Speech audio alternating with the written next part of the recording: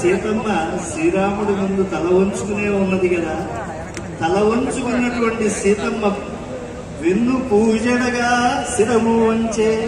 ఆ తల ఎంతగా వంచుతోంది అని అంటే పూల జడ కనిపించేంతగా తల వంచుతోంది. రామయ్య గుణగణాలక, రామయ్య బలపరాక్రమాలక, రామయ్య యొక్క అనేక జన్మలలో ఆ యొక్క భక్త సంరక్షణ దీక్షను గుర్తు చేసుకున్న దీన్ని ఒక్కసారి మీరు తరచి చెప్పవలసిందిగా కోరుతూ ఉన్నాను.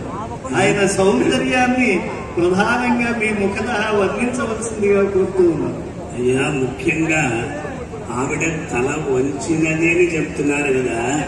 తల వంచడం అనేది మన యొక్క సంస్కారం. అది కూడా స్త్రీలు ఎవరైతే ఉన్నారో యోషితాం లజ్జా విభూషణం అన్నారు. సిగ్గుతో తల దించుకోవడం, వంచడం అనేది మన యొక్క సంస్కారం కనుక ఆ పూలమాల వేసే సందర్భంలో ఆవిడ ఆ ప్రకారంగానే ఉన్నది.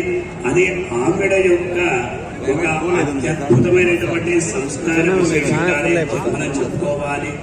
భాగవతులు, దాసులు అందరూ కూడా భగవంతుని ఎదుట తల వంచుకొని వినమ్రంగా ఆ భగవంతుణ్ణి సేవించాలి. సరే, రామభద్రుడి యొక్క గుణాన్ని పొగడమని అంటున్నారు మీరు.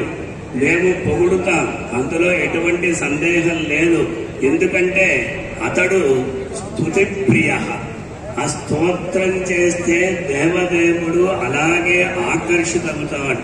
అందువల్ల స్తవ్య స్తవ ప్రియ స్తోత్రం స్తుతి స్తోతారణ ప్రియ అన్న రీతిగా ఆ భగవంతుడిని మేము అందరం పొగుడుతాం. కానీ ఆ భగవంతుడు కూడా పక్కన సీతమ్మ లేక